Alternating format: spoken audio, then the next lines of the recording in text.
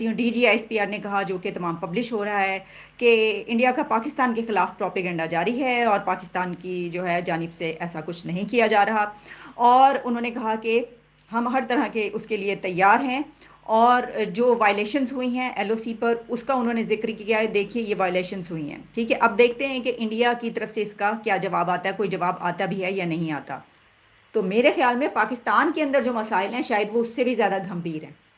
और पाकिस्तान के अंदर जो मसाइल हैं, उसकी बिना पर कहीं ऐसा तो नहीं है कि हम भी बार बार इंडिया का नाम लेते हैं, और बार बार कोई भी बात हो तो उसके ऊपर हमारी जो वो क्या करते हैं, राह की साजिश की तरफ हमारी चली जाती है। ये भी देखने की ज़रूरत है, क्योंकि वहाँ के जो मसाइल हैं वो तो हमसे कम नज़र आ रहे हैं। वहाँ पे तो तरक्कियाँ बड़ी हो रही हैं।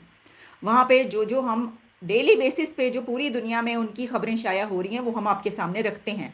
और उससे हमें ये पता चलता है कि वहाँ के मसाइल ये हैं कि कौन से मुल्क के साथ कौन सा प्रोजेक्ट हो रहा है, G20 के लिए क्या क्या इंतजामात हो रहे हैं, कौन सा कंट्री उनके साथ ट्रेड करने लगा है, कौन से वो 18 कंट्रीज़ हैं जिन्होंने वहाँ की करेंसी को अब उसमें ट्रेड करने के लिए MOU साइन कर लिया है। और जो अमेरिका के प्रेसिडेंट हैं और जो UK के हैं हेड, वो सब उनका शुक्रिया अदा कर रहे हैं कि आपने इतनी बड़ी डील की।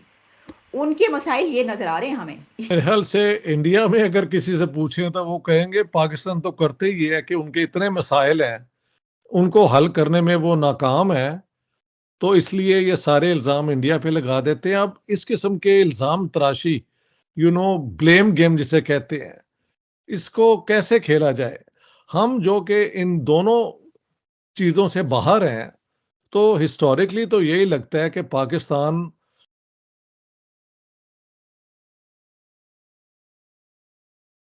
मुईशत, मुआशरा सब उसके नीचे दबे हुए हैं। तो इन दोनों में से अगर मसाइल का मसला है तो पाकिस्तान के तो कई गुना इंडिया से ज़्यादा है। इंडिया के भी मसाइल हैं और उनके पॉलिटिकल, ज़ाहिर है एक मुल्क में इस किस्म की चीज़ें तो होती रहती हैं, लेकिन नो कंपैरिजन विथ पाकिस्तान के मसाइल जो हैं, वो तो पाकिस्तान के अवाम को और यहाँ की पूरी रियासत को उन मसाइल ने इतना इतना हो गया ओवरवेलमिंग कि अब तो समझ नहीं आती कि क्या किया जाए। तो उन्होंने ये भी बताया कि टेररिज्म के अगेंस्ट जो है ऑपरेशंस जारी हैं, और ऑलमोस्ट 70 ऑपरेशन पर डे के हिसाब से उन्होंने बताया कि चल रहे हैं, और टेररिज्म को रोकने के लिए और टेररिस्ट को पकड़ने के लिए, उनको मारने के लिए, खत्म करने के लिए। अब खैर मान लेते हैं, चले 70 हो ही रहे होंगे कुछ ना कुछ, जाहिर है जब कह रहे हैं तो फिर मेरी क्या मजाल के मैं कहूँ सर ऐसे कैसे एक दिन में 70 कैसे, मगर खैर होता होगा।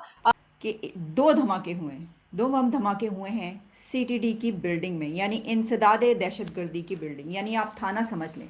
थाने में, पुलिस स्टेशन में कहा जा रहा है कि ट्विन्स 2 बम धमाके हुए हैं, जिसमें अभी तक 10 अफराद अपनी जान से जा चुके हैं। 10 अफराद इसमें अभी तक जाँ बहक हो चुके हैं। और आप इससे अंदाज़ा कर लें कि अभी थोड़ी देर पहले ही खबर आई है, अगर इतनी सी देर में 10 अफराद, 10 लोग इसमें मारे जा चुके हैं, तो कुछ ही देर में क्या खबरें होंगी हमारे पास। और ये जो धमाके हैं, ये इतने ज़्यादा हैवी थे, उसमें जो इस्तेमाल किया गया था मवाद, वो इतना ज़्यादा था कि उसकी बिना पर वो जो छत है वो उड़ गई है। खालिद सुहेल के मुताबिक धमाके से इलाके की बिजली चली गई है और तमाम वहाँ पे ब्लैकआउट हो चुका है, इस वक्त अंधेरा छा चुका है।